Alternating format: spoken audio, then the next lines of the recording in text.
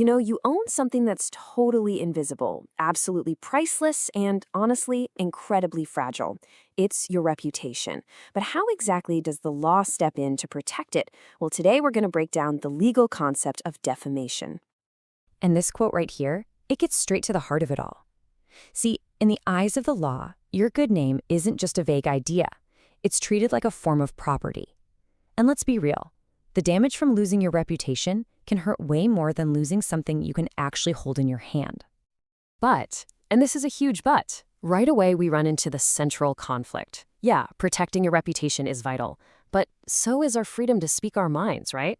The entire law of defamation is really just this high-stakes balancing act, this legal tug-of-war between two really fundamental rights. So how does this actually play out in the real world? Well, defamation isn't just one big blob. It actually comes in two very distinct flavors. So let's break down the difference between libel and slander. Okay, the main difference really just boils down to one word: permanence. Think of libel as defamation that sticks around. It's written down, it's recorded, it's permanent.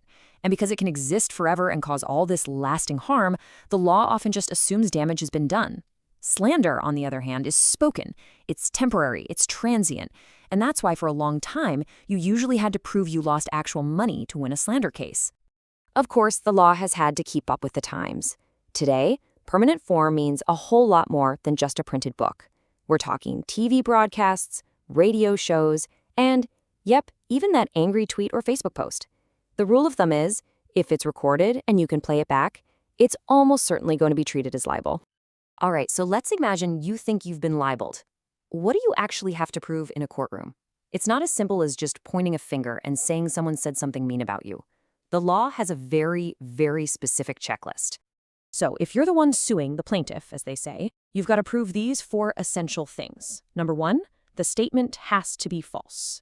2, it's got to be in that permanent form we just talked about. 3, it must actually be defamatory, and we'll get into what that means in a second.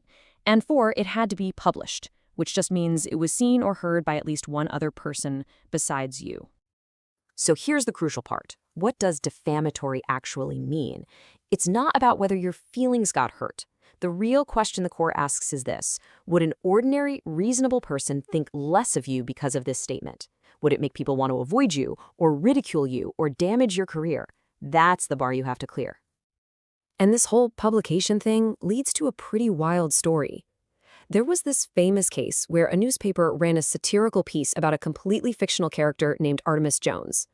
The problem? There was a real lawyer, also named Artemis Jones, whose friends all thought the article was about him. So he sued, and you know what? He won. This case set a massive precedent. It doesn't matter if you meant to defame someone, what matters is that you did. Okay, so what if you're the one on the other side? What if you're being accused of defamation? Now we're going to flip the script. The law gives you 3 major defenses. Think of them like shields to protect important types of speech. The first, and by far the most powerful defense, is simply the truth. If what you said is substantially true, the case is pretty much over. The legal thinking behind it is really straightforward. The law isn't going to help you protect a reputation that you shouldn't have had in the first place. The second shield is what's called fair comment, and this is so important for movie critics, for journalists, for all of us. You're allowed to have a harsh opinion about something that's in the public interest, like a politician's new policy or a new book. The key, though, is that it has to be an opinion, and that opinion has to be based on facts that are true. So you can say a policy is a disaster, but you can't just make up a lie and say the politician took a bribe. And finally, we have privilege.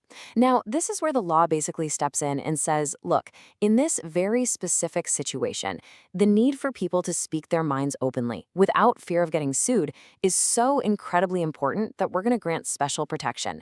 But this protection comes in 2 different strengths. And here's the split. Absolute privilege is like an unbreakable shield. If a statement is made on the floor of Parliament or by a witness in a courtroom, it's completely protected, even if it was said with bad intentions. The public good of that debate is just considered more important. Qualified privilege, though, that's a conditional shield.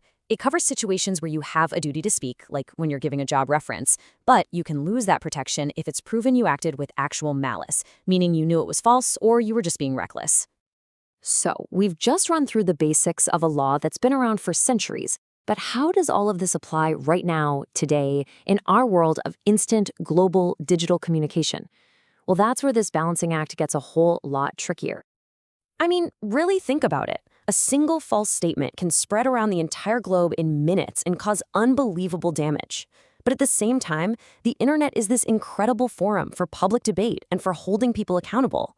The core legal ideas we've talked about, those are the tools we have to work with. But the question that's left for all of us is, are they still the right tools for the job?